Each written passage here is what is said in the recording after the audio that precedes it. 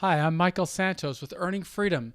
You can visit my websites at michaelsantos.com or prisonprofessor.com. I offer a lot of content that helps people understand the criminal justice system and the people it holds. My business is helping individuals who are preparing for the lowest possible sentence in the best possible environment. And besides helping people position themselves, I also offer a lot of free content, as you're going to see with this episode that's going to follow this brief introduction. I'm going to be speaking with a former police officer who went through the criminal justice system but was able to rebound and build a successful life. And that's what I try to help my clients do. Get out early, get the minimum sentence, and build a life of success afterwards. So if you're interested, visit my websites at michaelsantos.com or prisonprofessor.com, or shoot me an email at michael@michaelsantos.com. Thank you. Please rate and review this show. Like the Facebook page. If you're looking at it on Facebook, subscribe to the page. If you're listening on iTunes, please subscribe. It's free, and I'd appreciate your review. Thank you. So I'm happy to be speaking with my friend Brett Broussard. Brett is from Louisiana, and he recently went through the criminal justice system. We're going to talk a little bit today about what his experiences have been so far and what he's learned from them, and I'm going to respond to questions, and we're hoping that listeners might get some value out of learning this information if they're facing challenges with the criminal justice system. So Brett, welcome to the Earning Freedom program. Tell us, where are you right now? I'm in the middle of work right now, taking a little break, chat with you. Well, it's pretty interesting that you're in the middle of work right now, because as a person who recently pleaded guilty to a federal crime, I would say that you're fortunate to even have some work. Generally, when people get in trouble with the criminal justice system, they really struggle to get off of their feet. Why don't you tell our audience a little bit about what brought you into the criminal justice system? Basically, keep it brief. I was a police officer for about 13, 14 years, and I was charged by the federal government for deprivation of rights. And when you were charged with that offense, how did that interact? How did that influence your career as a police officer? No, it was over with at that point. So it was over as soon as you were charged, or before you were charged? That day, soon as. That day. And tell us a little bit about your emotional stability at that point, when you found you'd been living as a law enforcement officer for many years, and all of a sudden that part of your career came to a screeching halt that day. Tell us how that influenced your emotional state of mind. Emotionally, at that point, I was a complete wreck. Didn't have very much to do with losing my career. That was pretty far down on my concern list compared to my family. A complete emotional mess, deep depression, you name it. And so how long ago was that, Brett? Beginning of this year, January, I believe. So it was the beginning of this year, and I think that the first course of action you took was, after, of course, talking about it with your family, was to hire a good defense attorney. Is that right? Yes, sir. And that is how you and I met, because your defense attorney reached out and wanted me to play a role in helping you prepare for the judicial process. And now that process has really advanced. I mean, you're much farther along into that process. Could you tell our audience a little bit about what followed after you met with your defense attorney? Obviously, I had numerous meetings with the FBI and Department of Justice. Like we mentioned, pled guilty to one felony. And it's been pretty quiet for me, anyways. Other people got indicted. I had to testify at a trial. Things. How many trials did you have to testify in? Just one. Just one. And when had you not testified in that trial and cooperated with the government, do you have an idea of the sentence length that you were exposed to? A maximum of 10 years. So a maximum of 10 years. On advice of counsel, you chose to cooperate with the government. Yes. And position yourself for the best possible outcome, the lowest possible sentence. And have you gotten to the stage where you've been sentenced so far? No, I don't have a sentencing date or anything like that. So it's been about a year. You went through the process of pleading guilty, of meeting with FBI agents, Department of Justice officials, your defense attorney numerous times. You said that you also testified at a trial. Can you tell us a little bit about what resulted from your testimony? I don't want to go into too details, about the case. I want to say it was around 20 people that testified against another law enforcement officer, and he ended up getting acquitted on all charges. So, despite the testimony, the target of the investigation was able to escape punishment. And how is that? What thoughts do you have about the outcome of that trial influencing the sentence that you will receive? My attorney says it shouldn't affect anything. I'm a little wishy-washy. I would tell you, Brett, that as long as you were honest and you provided all of the information that you had available to you to both the Department of Justice and also the trial, you likely are going to receive a significant benefit from your response. And that's certainly what I hope for you and your family. But what's more impressive, I think, for a lot of the listeners who are with us today is how you have been able to rebound. Because you had a strong career as a police officer, you lost that career, and the last time that you and I spoke, you were somewhat concerned about what you were going to do with the rest of your life. Would you tell our audience what you were able to do? Because I find it really quite extraordinary. Yeah, like I said, when this all initially happened, I was probably about in the darkest place that any human could possibly be. I have a family, I have a wife and 4 boys. And after a little while of basically locking myself up in my house, I just, I can't do this anymore. I have to be. How long did you go through that process of locking yourself in your house? It was a while, month or two, and I didn't lock myself in my house, but I understand what you mean. We all gone through that period of despondency where we're lying in bed, putting a pillow over our eyes, and wondering what's going to happen. Right. And you said that happened for about 2 months. Continue telling us more. And finally, I was like, I've worked since I was 17 years old. I can't just sit in this house. My family depends on me. I can't throw all of this on my wife. So I started looking for work. The economy's pretty bad. We're heavily oil field economy down here, and there's not much work. So I made a decision. I'm going to start my own business. I'm going to try and rebound from this for myself, my family. So I ended up starting a lawn care company. A lawn care company. And when was that? In the spring of 2016? Yeah, that was the spring, somewhere around March. Had you ever had any experience as an entrepreneur before? No, but I come from a long line of them. Okay. So what you decided to do is just start looking for business. I will tell you something, Brett. A lot of people who listen to the Earning Freedom podcast or the webinars, they're currently in prison. And they are thinking about what are they going to be able to do when they get out, and they have to find their way in society as law-abiding citizens. They're going to have to find their way into creating jobs.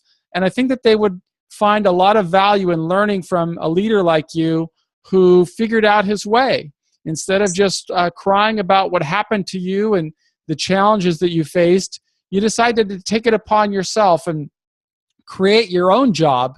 And I would really like to learn from you on exactly how you did it. Would you be kind enough to share the step-by-step process? Yeah, I had a lot of the equipment I needed at first. And I really didn't know where to go at first. So I spent a little bit of money on printing up some flyers and door hangers and that. And I basically started going door to door. So you're just going door to door to residential houses? Yeah, talking to people. Started up a Facebook business account. started, doing that pretty good. Did you And have any experience with Facebook business accounts before? nope, took quite a bit of reading and research, but I got it up and running. It's been pretty successful for me, and I'm to the point Why? where How does the Facebook business app influence your ability to get business? Could you tell us that? it puts me in front of, you know, potentially millions of people. Um, So do you actually spend money on advertising, or do you just have the post up there so that people can see it if they find it? I have spent money on the advertising through Facebook, and I really haven't found a very good return on it versus the free advertising that you can do on Facebook. I spent some money doing that, and I just didn't find it was worth for my business. Maybe a retail business or something like that. It may work out better for, but for me, it's kind of wasting money. Well, Brett, I can tell you that I'm glad that you told me that, because maybe this is one way that I can give you a little bit of insight. Facebook is really a remarkable advertising platform, and I would suggest that you look at it a little bit more closely. And what I'm suggesting that you do is not only put the post up there, the Facebook page, but create a strategy that will deliver you leads. And what you can do with Facebook, I don't know if you took this level of detail, of diving into it deep enough, but were you able to advertise within a specific geographical area, targeting a specific audience? Did you do all? Did all of that. Very specific location, specific demographic of people. Experimented with different times, dates of the week. And nobody clicked the lead box for you to get a phone call? No, I did, but I was, you're also able to track the free advertising that I do as well, not in quite as detail, as the paid, but I was getting just as much, if not more, interaction on the free advertising as I was the paid. Well, that's really encouraging. I don't know how to get the free advertising. How do you get the free advertising? Basically, you just, type up a post, an ad post or whatever. You post it to your webpage. I don't know about where you are, Michael, or any of the listeners, but around here, there's a lot of local groups where people buy and sell things that they may have 20, 30, 40,000 members, and you can post ads to that free. I see. So you were posting ads to local group pages. In addition to my page itself. I've got you. And tell us about when you got your first client. Do you remember getting the first client? Yeah, I do. It was from Tell us the process of how you got that first client. Door to door. I put a flyer on her door. She called me back. I believe it was maybe that day. And I went meet with her. I gave her an estimate. She was good with it, and Could you tell us how it was that you came up with your pricing? I know a few people in this business, so talking with them, I can't tell you how many umpteen hours I've spent reading on this specific business, and trying to gear a price. That has been difficult for me. I've screwed it up, price too low or price too high, but over time I've learned, I've got it dialed in. What would be the budget that somebody should think about if they want to, and I know that that's going to be geographically specific, but in your area, what would be a good budget for somebody to start saying, if I want to go into the lawn mowing business, how much should I charge somebody to take care of their yard? My average, I would say, for a residential customer is probably around $50 per cut. Per visit. $50 per cut. So, and you do that generally twice a month or once a month? Oh no, every week or twice a month is what I do. Every week or twice a month. So people are spending about $200 a month to have their yard taken care of. On average. And then I know that you're not you're not the one that's doing all of the lawn care now. You have, how many people do you have working with you? Right now at this time, it's kind of slowing down because of the winter. So I have two part-time guys working with me. I was up to three during the peak season during the summer. And so you would just send them an address and they would go and take care of the yard, and you No, took care of the. no, I had them working with me. Oh, so you were actually out there doing the job as well. Oh yeah, yeah. Okay. And so I know this business has grown from just a startup to becoming quite an impressive business. Could you tell our audience how much what your best month was in bringing in revenues? Best month was a little over $17,000.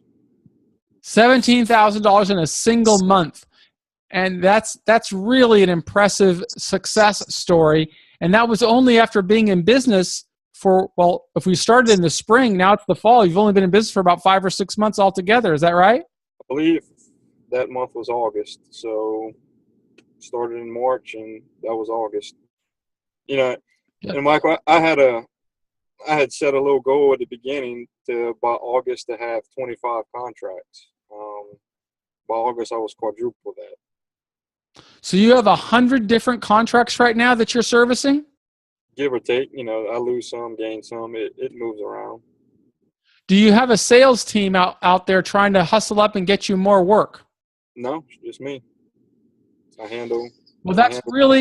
really impressive. You are the role model for somebody who's been in trouble and wants to think about how they can get their life back together, even though they faced challenges with the criminal justice system. And that's a message I try to share with people in prison. It can Can be you? done, but you have to want it. You have to put your all into it. You can't say, I'm not going to get out of bed this morning. I don't feel good this morning. I'm not getting up. I'm not going out. It's not gonna happen if you do that. You got to Mhm. put your all Do into you it. run this entire business out of your family personal residence, or did you go to shop as well? No, I do it out of my residence. I'd like to, I'm getting to that point where, I need another crew. I need to maybe look into building an actual facility. Are you only doing residential work, or what have you found about the marketplace? Are there opportunities for commercial as well as residential? I have quite a few commercial accounts. I do them. Uh, I'd caution people on that because they always go to the lowest bidder. I see. And you might have it one day and somebody will come the next day and undercut you and you're gone. So I don't count on the commercial work. How do you get your compensation? Do you have to invoice people, or do you have a different strategy for getting paid? No, I ended up purchasing a software system specifically geared toward this kind of company. I'm able to email out invoices every month or however I set it up, take credit card payments, PayPal, check, you know. Have you had any problems, or what has been your experience with regard to getting paid from the customers? Do you get paid on time? I've definitely had some issues.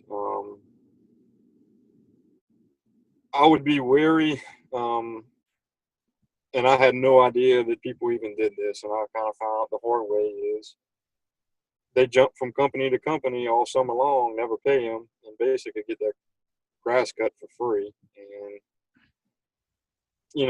they may have racked up a bill of $200 from me, not pay it, and is it really worth my time and expense to take them to small claims court for $200? And they know that.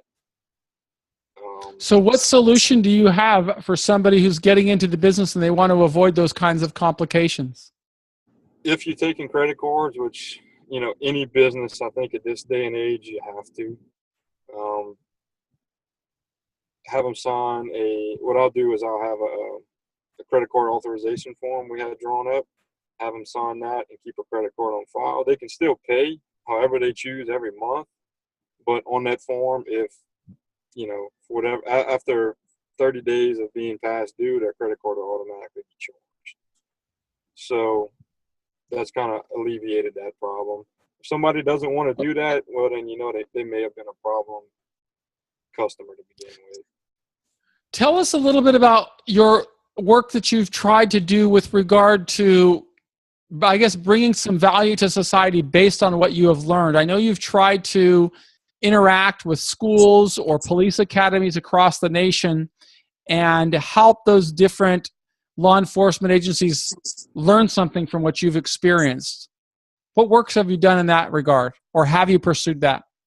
Yeah, absolutely. Like I said, I spent a considerable amount of my adult livelihood in law enforcement, and there's a lot of problems and a lot of things that don't work and a lot of things that need change and reform. So that was another thing. I got to do something. I made a mistake. I owned up to that mistake. What can I do to fix this and make turn this into something better?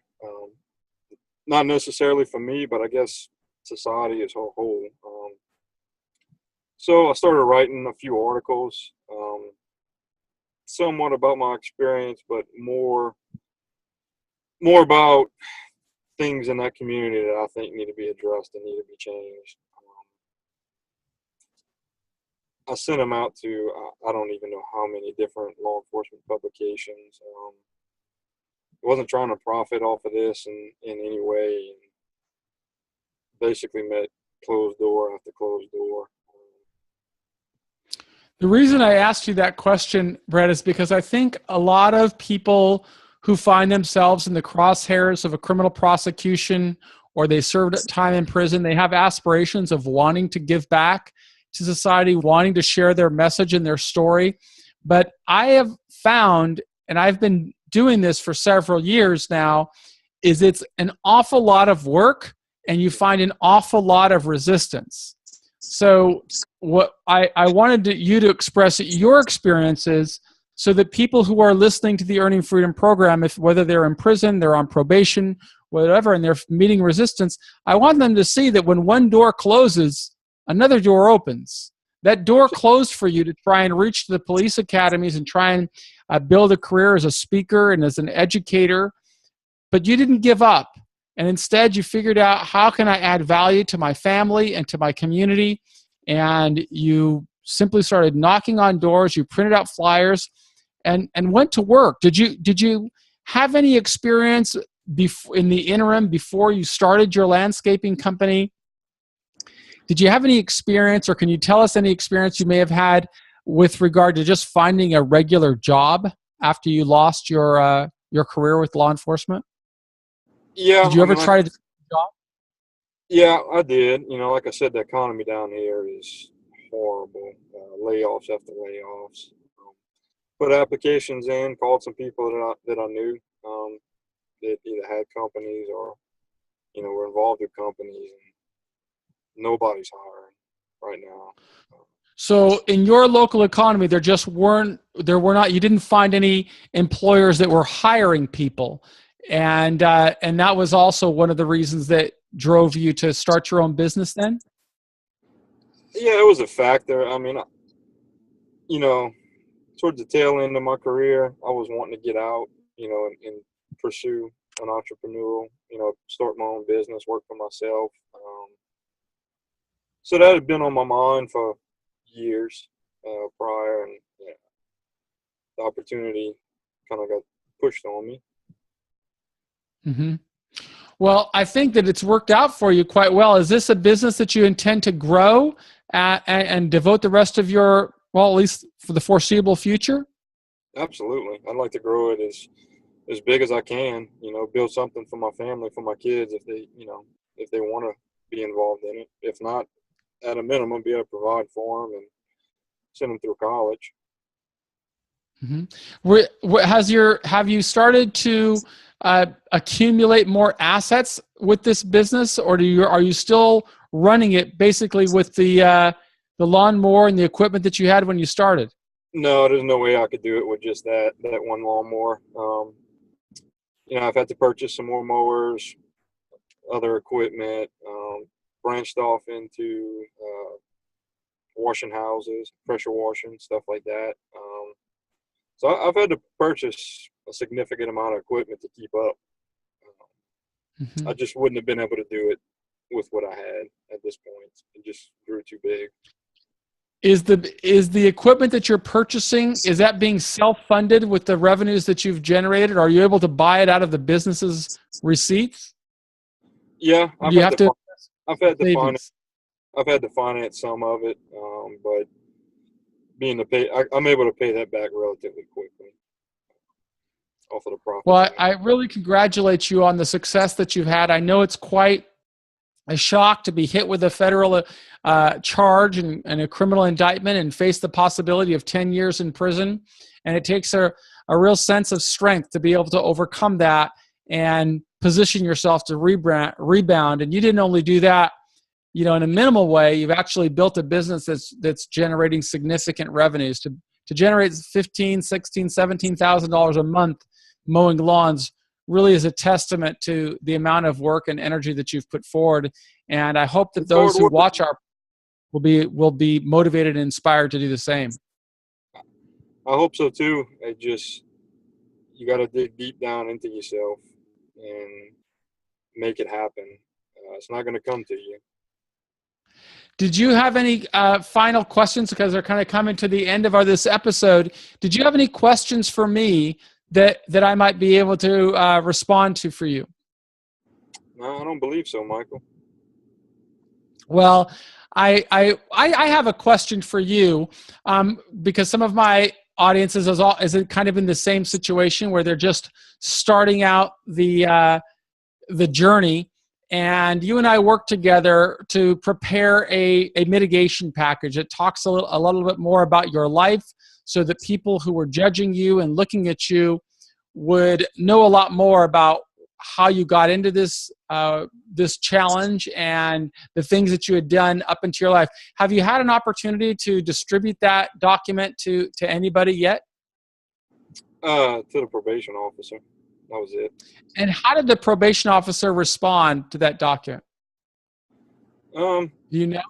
she was pleased. I prepared for the probation meeting.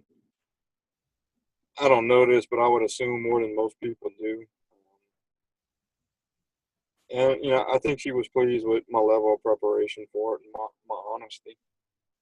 It wasn't only your preparation, it was also your complete acceptance of responsibility and your expressed statements to do exactly what you're doing. And that's, rebound from this and build a successful life and live as a contributing law-abiding citizen, which has really been your pattern. It was just a bit of an aberration that got you sucked into the criminal justice system. And I'm glad that you've been able to put that behind you. Thank you. Thank you very much for sharing your story with the Earning Freedom program. And, always consider me a friend. And if there's something I can do to provide some guidance or anything that I've learned, don't hesitate to reach out. Absolutely. Thank you, Michael.